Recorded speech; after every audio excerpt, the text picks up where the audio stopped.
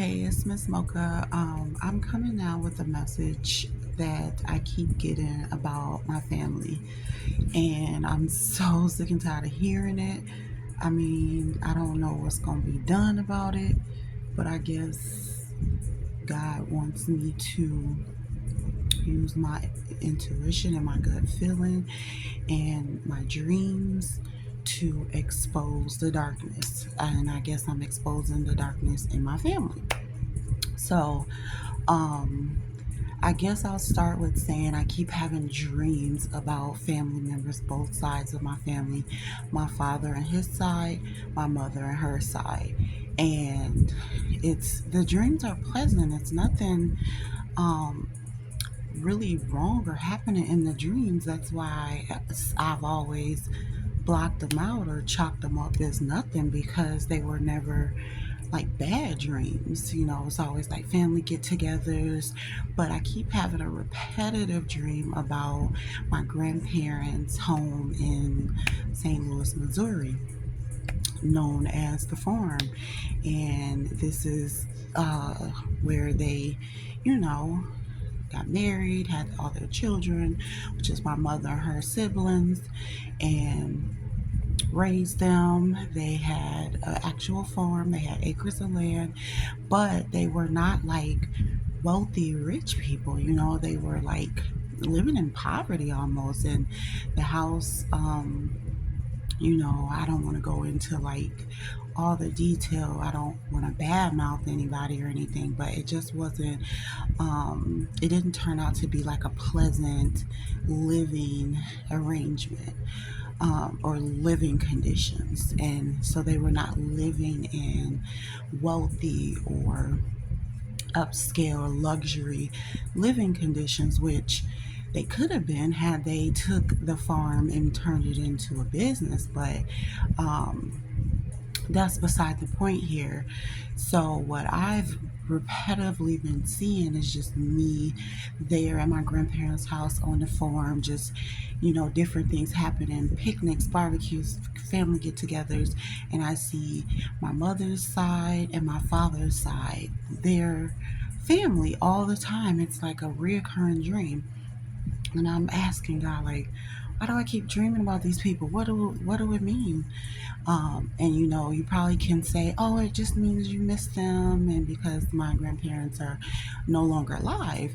And I think it's more to it than just missing them. I think they're trying to tell me something that happened at the farm when I was little, or something about the farm. So as I keep analyzing my dreams, as I listen to what God is telling me, as I listen to the twin flame ladies that He sends me to listen to, I'll call them my spiritual advisors on YouTube. As I listen to them, I listen to God, I listen to myself and what I know about these people. And I've come to the conclusion that something bad has happened, okay? I don't know exactly what. I don't have all the information. I have bits and pieces. But what I can calculate is that I believe that my parents have done something bad to my grandparents in order to get money. Now, my grandparents did not live wealthy, okay? I want to say that again. They did not have money, they didn't live wealthy. So, why would they do something bad for money? Well, I believe that my grandmother and her parents, um, I would say my mother told me that my grandmother's parents were wealthy. And she just told me that a long time ago, just out of the blue, out of nowhere. I didn't ask. I wasn't looking into the background or anything. We would talk a lot. And she talked about how my grandmother's parents worked for the railroad or something like that back in those days. They had money, but my grandmother didn't want to live with them and be wealthy. She wanted to go with the love of her life, which was my grandfather. And so she lived in poverty with him on his, with his farm and their house and children and all that.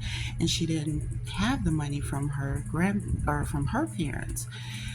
And so now I think what happened was my grandmother, or both my grandmother, my grandfather had a will, where they hid this money, the money that maybe my grandmother's parents left her, um, and so maybe they were wealthy all this time, just didn't live on it because, my grandfather was the provider. He was a man. He had his own stuff going on, and she was submissive to her husband. And so they didn't want to use her parents' money. I don't really know. But what if they kept the money in a will, and um, their children found out? Maybe they told my mother and her siblings. Maybe they just found out. And um, then we get to my grandparents, got sickly. This was around 2011. I can't remember exactly. So when they, were up in age, my mother supposedly, wanted to walk away from her job. She quit her job because her reasoning was, I'm going to take care of my parents. Noble, honorable, right? That's what we all should do. Go back, take care of our parents so they don't end up in nursing homes, all that stuff. So of course, no one is batting an eye about it because you should do this. This is what you should do, right? So she went down, she started taking care of them, and next thing we know, my grandfather passes away. It wasn't instant like that, but 5 years later, I'll say, 5 years later, my grandfather died. And it was like a shock. They still can't tell us what was wrong with him, something about his heart. I've asked her what really happened to Granddaddy. Oh, I don't know. He had heart problems. He did. He had diabetes. He had this. He had that. But he ate healthy. He ate clean. He did his best, and he lived that long. And soon as she started caring for him, first my grandfather passed away. Next was my grandmother, like a year after him. Um, and it was due to different reasons too. Then after my grandmother passed away, then my cousin, who was in her care, she had her own chemical issues, chemical dependency issues, mental health issues. She passed away. It was supposed to be an overdose of, chemicals, drugs. She was on drugs and alcohol real bad. And so after that, that's 3 deaths. Boom, boom, boom. That's not it. Next death was right after that was I believe it was my auntie who didn't even live in St. Louis. She lived on the West Coast, and after she had got sick, I guess my mother and my niece, my sister went out to visit her. Came back. She passed away. Well, then my two uncles passed away. So it was like one death after another. Boom, boom, boom, boom, boom. And it was like, and I was just like, this is not random. This is not a coincidence. I would tell her she need to get right with God. I thought it was God taking away all her people. And I just felt like she wasn't, living her life right. That's what I thought. Now, I think that she was a part of those deaths. I know that's crazy to accuse them, but her husband, my father, which they were supposed to have divorced years back. I don't, whatever. I don't. That's not really important. I think together they have ended the lives of my grandparents and all the rest of the siblings. Anyone that could have been left in the will to get the money that my grandparents had. Either it was a secret or the kids knew. I don't know. So it could have been that they knew, and that because the only surviving people are left is my mother and her other brother, two siblings. That's it. And so I'm like, well, how are they the only two left? It's not like they're real close to God. They have one is, drugs, and then it's her, and she's not close to God. She's not, like really into spiritual things of God. Um, yeah, so it's like, why are they left? What's going on? So I think those two are a part of it with my father, her husband, to end the lives of my grandparents and all the rest of the siblings so that they can get the money that was left in the will. And I think what happened now, because it gets even, and it's not funny. I'm laughing just because it is wild crazy that this can even be my life. And it's not funny, but I know I'm protected by God. But so, how about they get to the last two siblings and they try to go get this will, get the money. And I forget to mention that everybody that passed away, from my grandfather to my grandmother to my cousin to my auntie and uncles, all had life insurance policies that she took out on them. So it's like you took out these life insurance policies because why would anybody bat an eye about that? They were elderly, they were sickly. My grandparents were older. My uncles and everything, they were sickly. So, of course, they should have life insurance policies because what if something happens to them? We all should have them, is her reasoning. But I don't think that was the reasoning behind it. I think she purposely and intentionally took out these policies because she knew that they were going to pass away, because somehow she did it. She helped them pass away. I don't know how. It's not like they were murdered, it was all health stuff. So, how my niece, her daughter, my older sister, how they helped them die health wise, I'm not sure, other than, the dark world, the wicked world, the evil world, doing dark stuff, doing demonic stuff. That's the only way, because my father was demonic. He's always been heavy in drugs and in the streets, in jail, prison, and he's never been on a godly path. So I'm sure he would know all about the darkness. And she was married to him for over 20 years. So whatever he knew, she knew, right? And she wasn't heavily in church. She may have went to church and may have had us go to church, but she was never really officially a church member, officially godly, And so now that I'm seeing all of this because they're the opposite of me. And I'm separated from the church. I've separated from them. I've separated from everything. I focus strictly on the Bible, strictly on God and what He shows me, tells me everything. He tells me things. He shows me things. He puts people in certain places so I can see it, so I can hear it, gives me stuff in me so that I can know it, so that I can, have a gut feeling. All that. God talks directly to me. People may not believe me. It doesn't even matter. I don't even care. I know that I'm not tripping. And from this last from this last relationship that I was in, it confirmed that I need to trust my intuition, because I be right, I be on point. God really be giving me the facts, and if I ignore them, it could cause me issues and problems and be, damage my life and my health. Okay, so dang, where was I at? So she took out life insurance policy. And again, she's not working alone. She's working with her brother, who was the other last sibling, and her husband, ex-husband, my father, whatever, whoever he is. I don't even know if he really my father. I don't even know if these people are really my people. If they're evil like this, and I'm the only one that is godly and spiritual, how could these be my family members for real, for real? But God gonna reveal everything. He just putting this in me because I've gathered this information from the spiritual advisors that I watch, from the dreams that He gives me, from the thoughts, the feelings, the emotions, even being around them. I never connected with them. I always was like begging them, let's be a family, let's do this, let's have dinners, barbecues, let's get to have the kids together, grow up together. Why are we so separate from everyone? It just wasn't right, and I felt it, and this has to be why.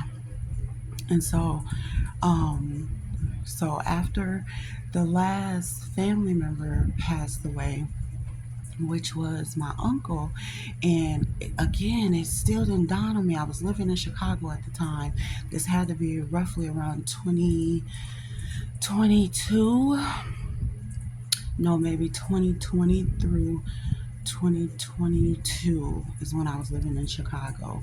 And that's going to go into the other story. But first, I'll tell you about the uncle, how she tried, because he was sickly. He ended up in California with his daughter and son or whatever. And my mother and her granddaughter and her daughter tried to go fight to get him back. And I could not understand the reasoning behind that. I still really don't understand the reasoning behind that. Did they really love him, or did they need to have him there? I don't know. But she had a life insurance policy out on him as well. And then when they went out there to go to the court to try to fight the daughter to get him back, after that, he passed away.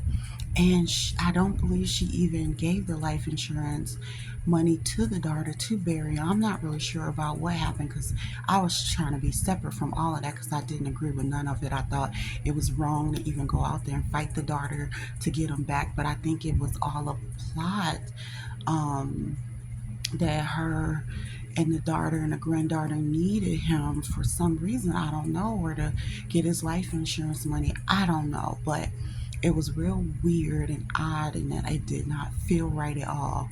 Um, and so that was that. And then next thing I know, so it was all over with, and I'm in counselor mode and therapist mode, trying to help her cope with the debts of all her family, thinking that she was innocent and all that, and that she just needed that grieving help. Well, by the time so when I got to Chicago in 2020 after the pandemic, I started really becoming more spiritual, really in tune with the Bible. Because in 2016 is when I started going to church, started getting more, trying to join church, and it just didn't happen for me. I ended up moving, and then from Minnesota to St. Louis, then from St. Louis to Chicago.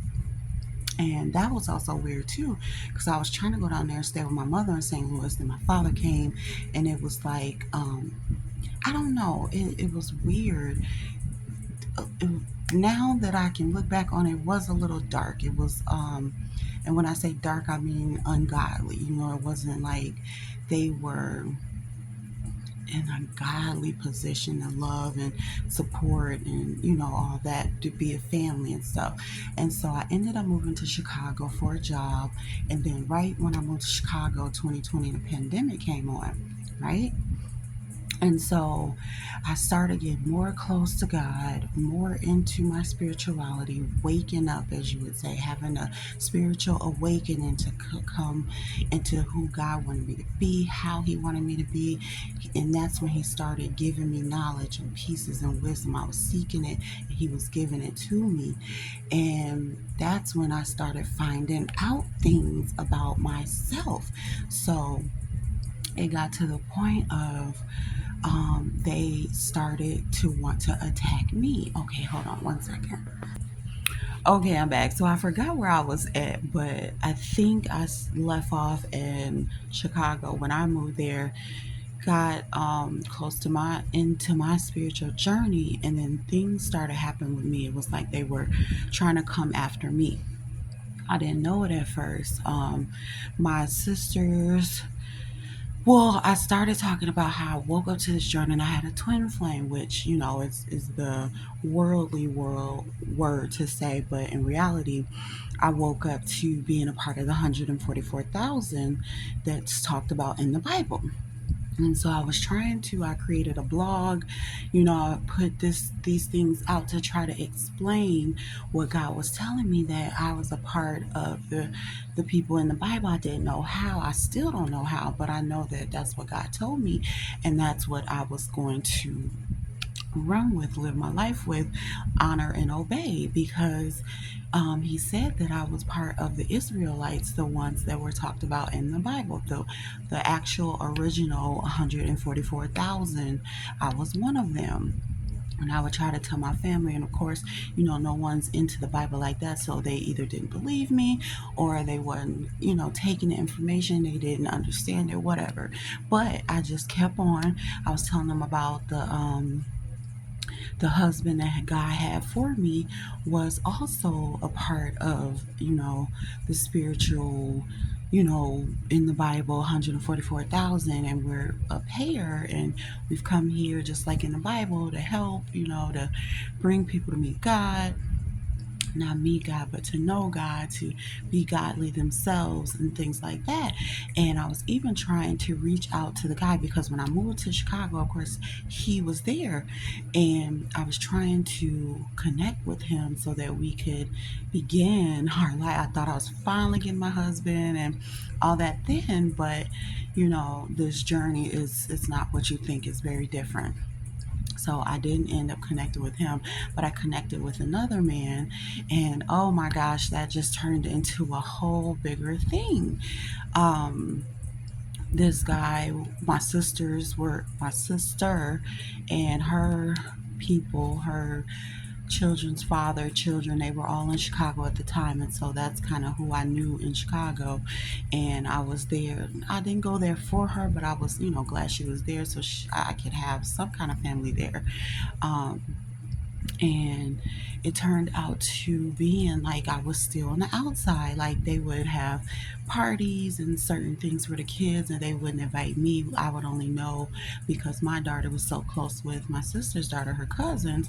So of course the little cousins would talk and tell each other, and I would bring my daughter over. But I wasn't seeing it then, but I felt real like on the outside because they didn't want me around. They didn't want me there, and who cared? I didn't care at that time. I knew why I was there and I knew what I had going on. I wasn't going to be nothing like them or into what they were into. They were going left and I was going right with God, basically. And so that was fine with me. I stayed up north Chicago away from them. I went down to the city to, see them or see the guy. Okay, so come to find out, fast forward to now after I've been watching, the readings, the spiritual advisors on YouTube, general readings, not like paying for readings like that. That's not what God instructed me to do. He instructed me to follow a certain people so I can get the information that I needed. People may not believe in this, that again, that I don't care about the beliefs of people. I know what I believe, I know what God told me, and I know what He wants me to believe. And so I found out that they have been trying to end my life as like they did all of my mom's siblings and her parents. And they wanted to take me out. At first I thought it was, I didn't know why. I did not know why. Why are they coming for me? I would hear the things. It's matching up with my life. It's matching up with the dreams that I've had. It's matching up with what God told me. It must be true. They're calling out my family members' names. They're telling me what they're doing behind my back. So basically, God wanted to have me watch these ladies so that I could find out what was going on behind my back that I didn't know. And so it turns out that they wanted to come after me, take my life, because what if they got to, taking all the family away to get to that will, and the grandparents changed the will or put the will into my name, the only one that was on a spiritual journey, the only one maybe that God told them whose name to put it in. No one else could get this money except for me. And so what if now they've taken all these family members away thinking they were going to get to the will, split it or what have you, and it's not even in their name. It doesn't even go to them. It's in my name. Could be more people than me. I'm not sure. But what I know is that I well, it's not what I know. I don't know for a fact because I don't have proof. But again, what God tells me, I don't need the proof. So what if they got to the point where they found out the will was in my name. Maybe my grandparents changed it over to my name before they passed away. Maybe they wanted to tell me, but I didn't have that relationship with them because my parents kept us separate from them. We would go see them when we were little. By the time we grew up, we're not really close to the grandparents. They lived in St. Louis, we lived in Minneapolis. So, what if they found out it was in my name, and so they started coming for me by 2020. So I say this because there have been so many instances of them trying to take me out. I didn't know it.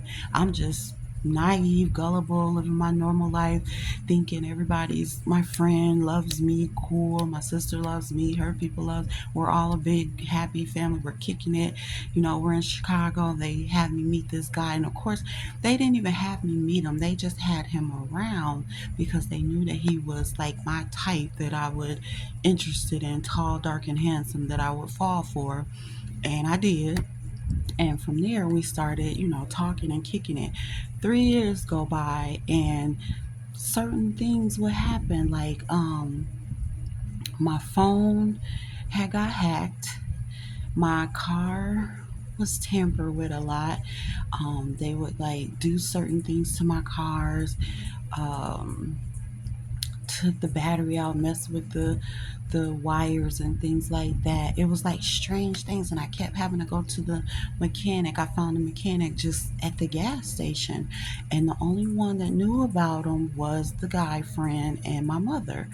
Um, Now that I know whatever my mother knows about, she can get to these people. If she knows about a certain person or certain place I'm at, she can get to those people.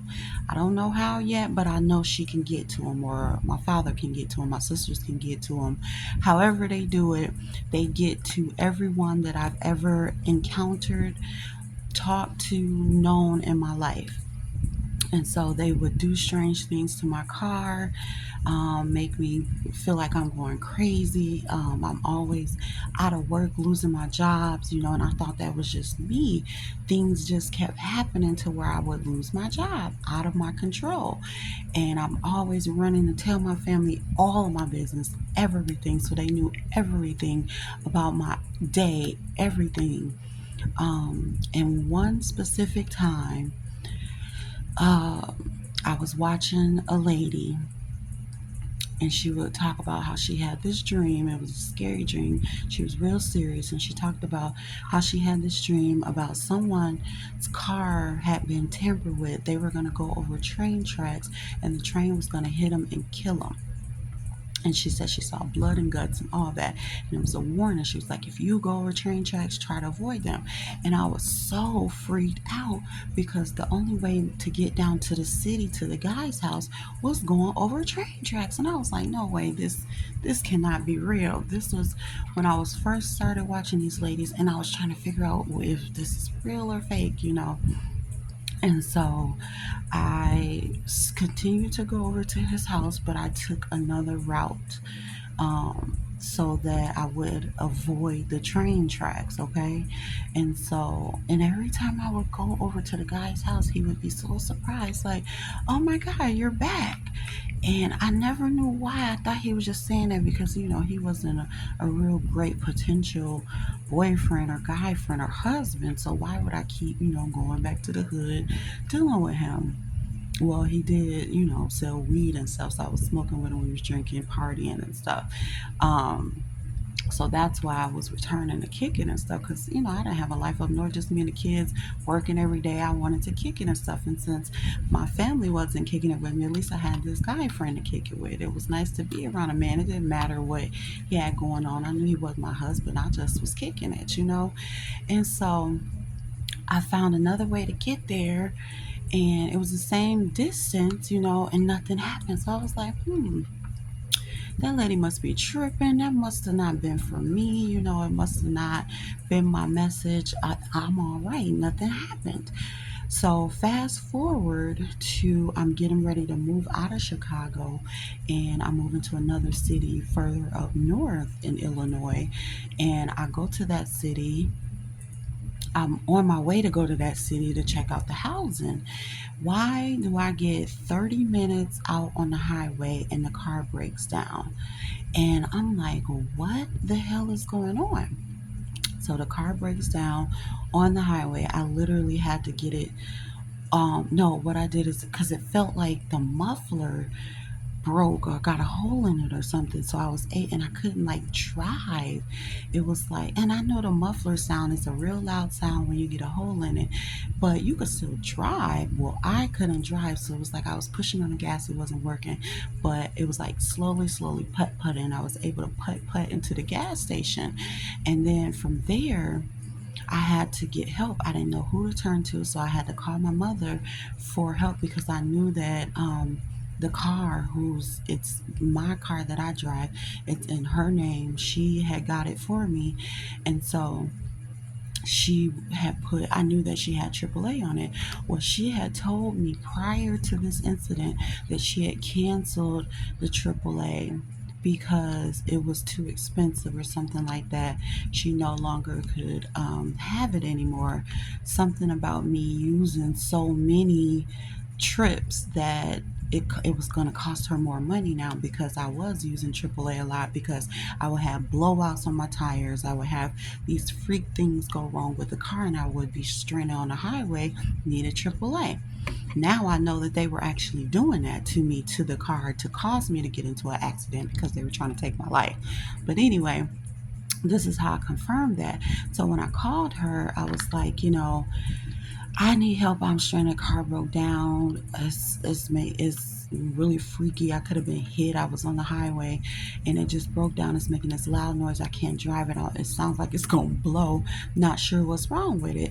I need a AAA. Do you still have it? And she's just like, oh, yeah, I have it. Like she was caught up because she knew that she told me that she canceled it, but she really didn't. So she had lied to me, and it was like, I guess she wanted me to not have access to it. So when something happened to me, I couldn't be saved or whatever.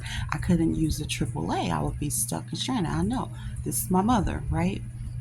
So she gives me the AAA, and they tow the car back to my mechanic back into Chicago, and I have to take an Uber. Thank God I had the money to take an Uber. And so, and while I'm in the Uber, I'm like, what is the distance from where I am for where the car broke down to my house? Because I had drove out because I was going out of, up north to find another place to live. And it was a 30-minute drive. The 30-minute drive is the same exact distance that it took to get to the guy's house. So it was somehow, my car was rigged so that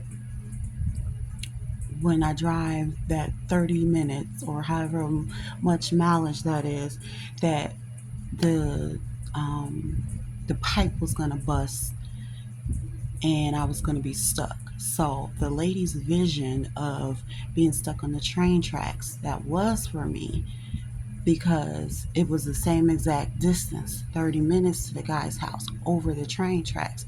Had I had went that way, I was gonna get to those train tracks, and it was going to be like the pipe bust right at the train tracks, and I was going to get hit by the train. But because I heard that message, I stopped going that way and I avoided the train tracks, and the car still cut out on me exactly at 30 minutes. Only I wasn't on train tracks, I was on the highway doing something completely different. So they wasn't able to get me. And so from there, I knew like, oh yeah, they're really trying to set me up. Another instance was the guy trying to get me sick with COVID. When I had first got there, he had told me, because I was out of work because of the COVID, and I was getting ready to go back to work, and I actually started back. And he had called me and told me, was like, are you all right? I had a dream that you had got sick, and they tried to say that you had COVID and that you couldn't go to work. I was like, what are you talking about? But the same night that he said that, I felt the itchiness in my throat and I was getting sick. And I was like, damn, how the hell did he know that? I never told him. Nobody even knew. But I felt the itchiness. I was getting sick. And sure enough, I got sick as hell. I didn't go to the hospital because I healed myself. I think I even got my daughter sick too, and we were both just sick as hell at home. And we got through it because I don't really run to the doctor for every single thing. I heal myself. But because I had to go to work, I had to go into the doctor, and because it was COVID, you really couldn't go in. Had to sit in the car. They had to analyze you. And I never took a COVID test to find out if it was or not, but it was the symptoms, so I believe that it was. Um, but the people was like, no, no, I couldn't come back for 2 weeks after my symptoms was clear. And so I was like, what the hell is going on? But he had called that, and I think he called it because he knew that he got me sick and tried to use COVID to as another way to take me out. But I didn't get as sick as he thought, and I didn't go to the doctor or anything. I healed from it, and I was still able to go to my job. What else had happened? Oh, I don't know. I was drinking and smoking with him, and he was the weed man, and so he could have easily did something to my weed, but I don't know that God didn't tell me that. I lost a bag of weed one time. I don't know. Maybe that had something in it that was bad. I don't know. But at one time, I was even with him just randomly, and he pulled out a gun, and I wasn't scared because I wasn't scared of him because I didn't know he was trying to harm me.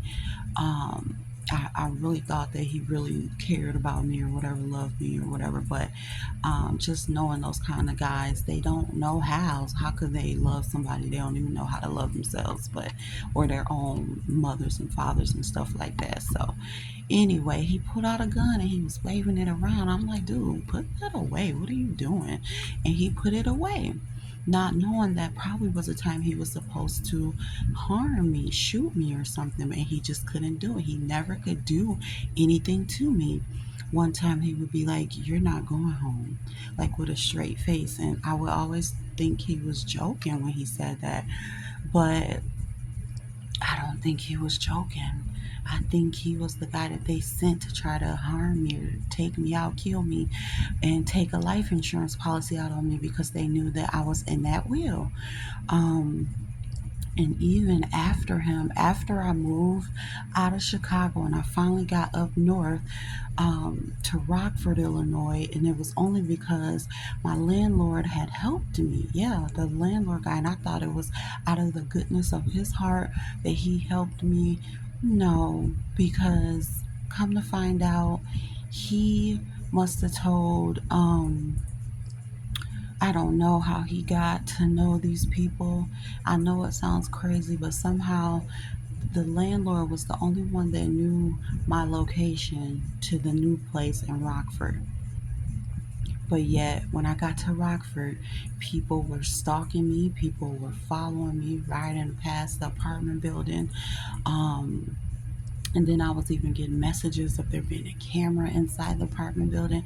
Of course, I couldn't prove it, but I just knew something wasn't right over there. It was a little bit ghetto, but inside the apartment that me and the kids stayed in, it was clean and nice and updated.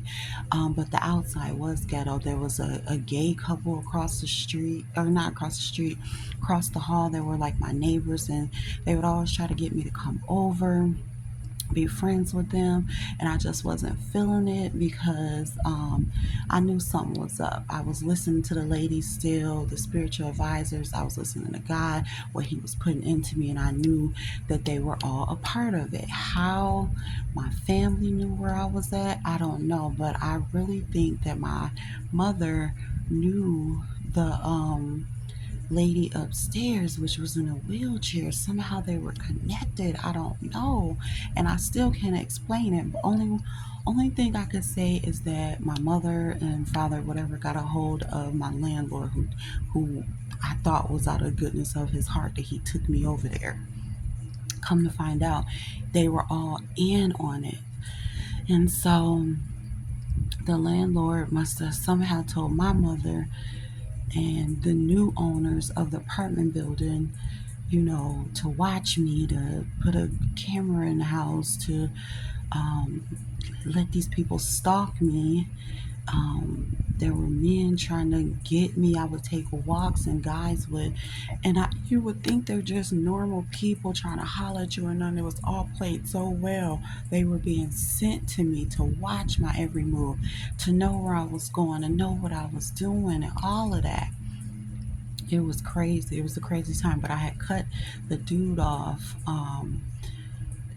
I cut him off and I was trying to reconnect with the twin flame 144,000 partner guy, and that just wasn't going right either. He was rejecting me, and so I was just like, I'm done with it all. But even I saw him watching me, and I know it sounds crazy, but I don't know if he was a part of it with my family to take me out, because he worked, around guns and law enforcement, stuff like that. And so I don't know if he was like a crooked cop guy trying to get paid. And because basically, I believe that my parents would tell these people, she's left in this will, we're going to get this money. And once we get it, kill her and we'll pay you, type of deal. I know that sounds crazy like a movie, but this is what God is putting in me to know that these are, if they are my true blood, they not my real family. They're not my family, because they are doing all these wicked things to get this money from my grandmother's will or whatever. And I think that they hired someone else, my sisters or someone, pretending to be me, used my name, steal my identity, got the money, or got as much as they could out of the will. I don't really know all the details, but I know that they got a hold of some kind of money, and that they are trying to pay people to take me out, so I won't know, I won't get any money, I won't get, I won't expose them or whatever. But here we are. This started in 2020. We 5 years later, and I moved from Illinois, and then I moved from the apartment over to another home in Rockford with another landlord who I couldn't move in unless she talked to someone, because I didn't want to put the apartment building down, because one, I was running from them, two, I had still a bill on them, so I didn't want to use them to get into her place, so I had to use my mother as my fake landlord, okay?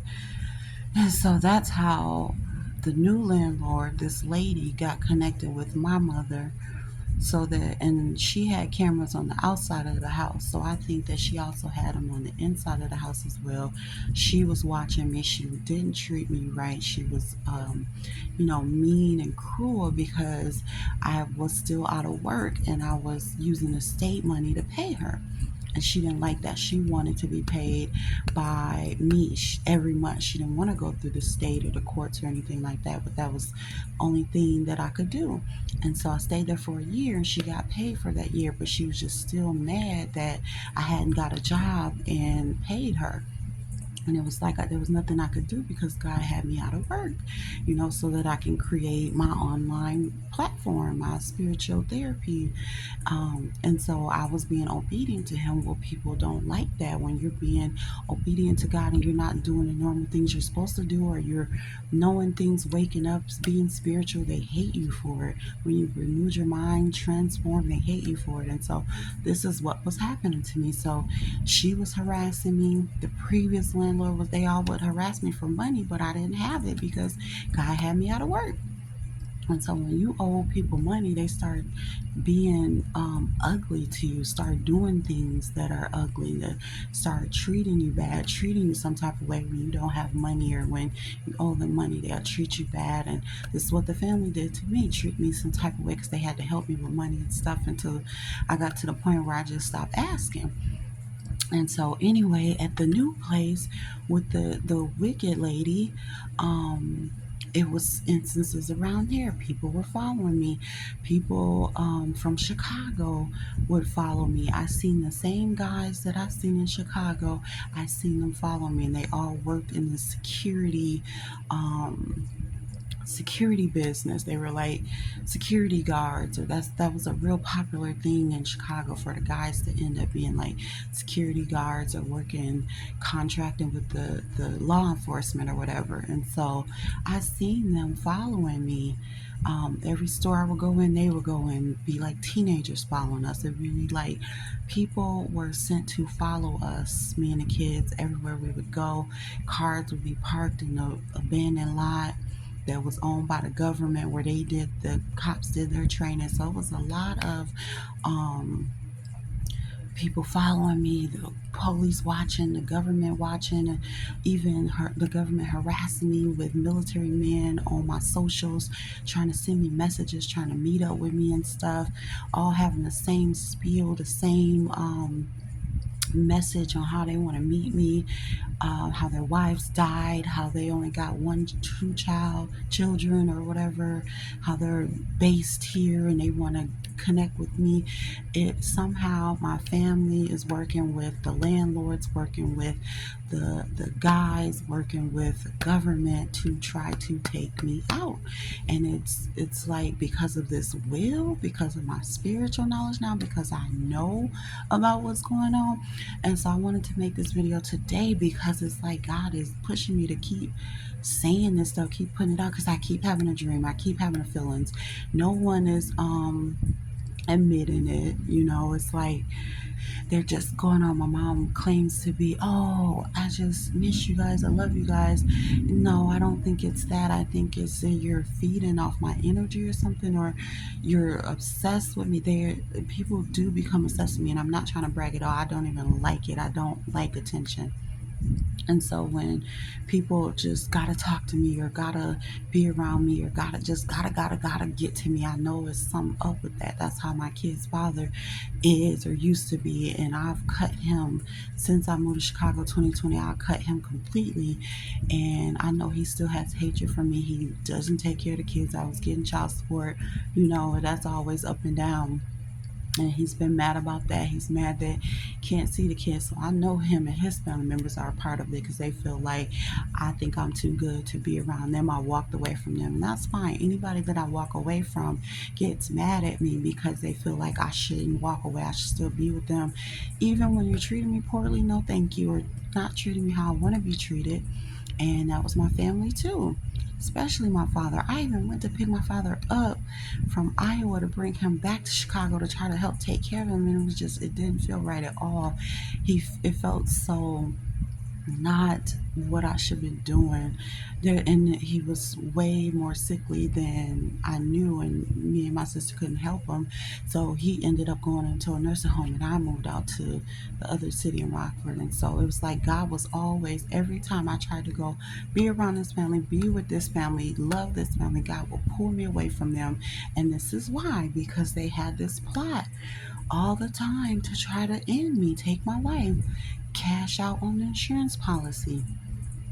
I know they sent these people to watch me, to follow me, um, to monitor me, to do whatever they try to do so that they'll know where I'll be at. And every time God helps me dodge a bullet, God gets me back home, God protects me, God doesn't let anything happen to me and my babies. I thank God, because if it wasn't for God, these people would have got me a long time ago. I've been around them so much not knowing. Now that I know, I'm separate from them.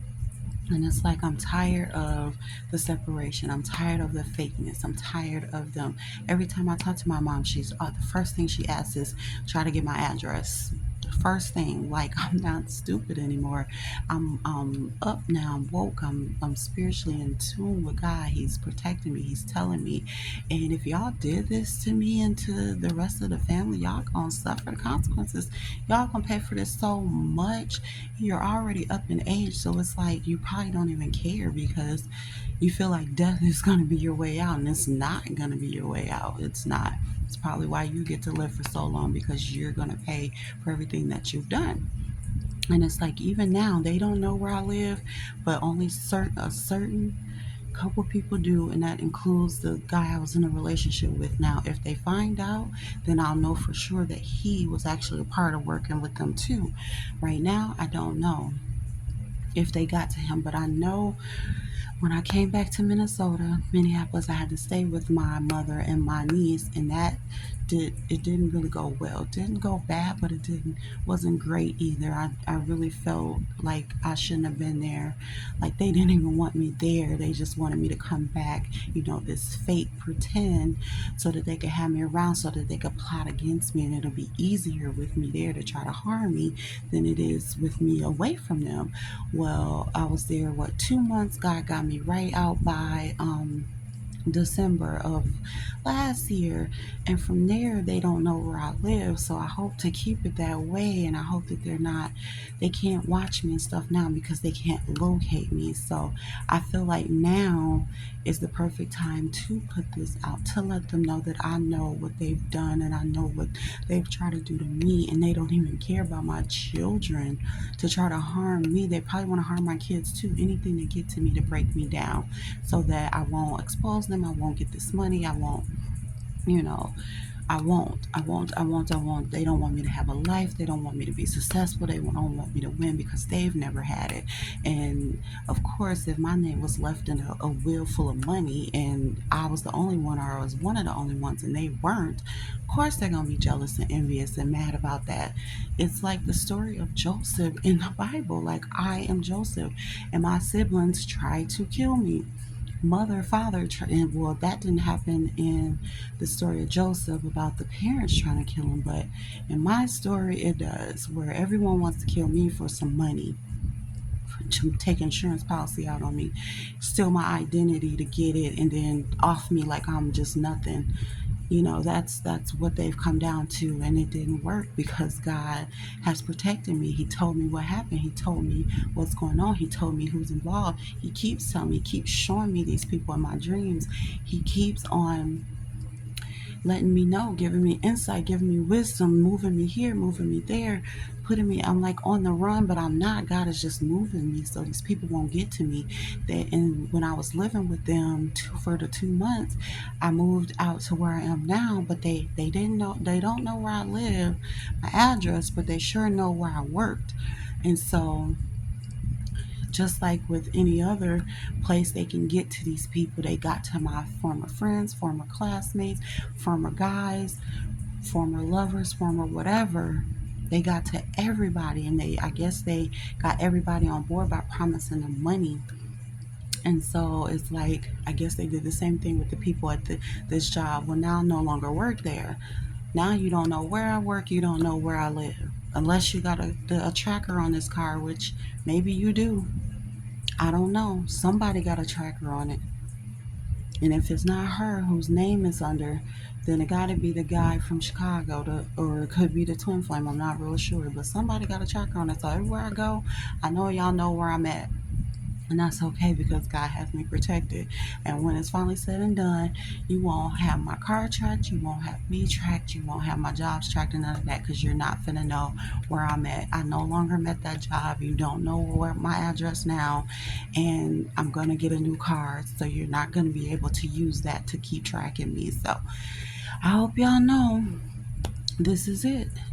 This is it. So I just wanted to put this out to, if there's other people that's a part of the chosen, the 144,000, then you're probably going through the same things too. Because I hear a lot about it with the ladies that I watch, and it's your closest people, your own family members, your own blood, that are doing this to you for some money so that you can't, and if it ain't for money, it's so that you can't get what's rightfully yours, the inheritance that God promises. They don't want you to level up spiritually, mentally, emotionally, physically. They don't want you to do no good in your life because they haven't. And if you're not staying down stuck like them, then they're going to use all their force and come together to try to bring you down so that you can't make it out. Keep pushing anyway. I go through the worst every single day being a single mom. All my relationships, they get to everybody. If they don't send the guys, they know who I'm dating and talking to, sleeping with, or whatever, and they get to them behind my back. And the guys are so stupid enough to fall for it over money. And it's like, I don't want them anyway. That's why God takes me away from these people. So, same cycle keeps continuing. This is why I can't date. I can't have love on this journey. And I thought it was just because of the actual journey. No, it's because of the wickedness behind my back and the guys falling for the wickedness. The love of money is the root of all evil. And so they get promised a certain amount of money. They tell them all my business, tell them what I got or what I'm supposed to have or what they stole from me. And they promise to give them this money if they do this and this and this, or treat me bad, or get me pregnant, lock me up, beat me up, keep me down, whatever they need to do to stop me from being my spiritual self or being on a higher level than them, to keep me stuck, to keep me depressed, keep me in anxiety, keep me having panic attacks, keep me going to the hospital, keep me bad off. And I'm not that way. So that makes them even more angry, more obsessed with trying to take me down. And it's my mother, my father, my siblings, men, my exes, friends, my closest people that I talk to every single day. And you can't even believe it. So now me and my kids are just, I don't want to say in hiding, but we're away from everybody doing our own thing, being led by God. That's it. So I hope this message finds you as encouragement to keep going. These people cannot take you out as long as you are letting God lead you in righteous. Stay righteous. Seek God first and His kingdom. Everything will be added to you. If you lost a lot, it'll be all added back. Just look at God. Don't worry about what they're trying to do. Because, yes, it's scary. You don't know what these people own. You don't know if today gonna be the day that they finally get you. But I was so close to them every single day, going around these men, going around these friends, going around, and no one has ever got me. And they've been doing this to me probably all my life. Who knows? A will? Come on, this is a big deal. That must mean that my grandparents been had that in my name.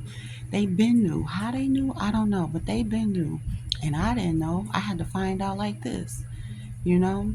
Find out with people stalking me, watching me, trying to harm me, trying to get to me. It don't never work though, because I'm still here. I get visions, I get dreams, God tells me stuff, sends people in my life to help me along the way, to tell me stuff, to protect me, even when they're not, um, intentionally trying to protect me. They still end up protecting me because it's God moving me. It's God doing everything. It's God blocking the evil from my life. Psalms 23. I read that heavenly. Psalms 91, I read that heavenly. This is true. I'm truly someone out the Bible. This is what He truly telling me. So the attacks against me, the weapons may form, they don't prosper because God is in control. He's handling it. Vengeance is really His. He gonna take care of these people. It's sad to know, but and I really am still like 90% because it's like that other 10% is no way this is really my life. No way this is really happening. No way this is really true. I really still can't believe it. But I have to go off of what I'm hearing, what I'm seeing, what I'm feeling, what I'm dreaming. For real. So, but thank you. Thank you, thank you, thank you for listening. Pray for me, my babies. We gonna always be all right. All things work together for our good always. The evil will not win.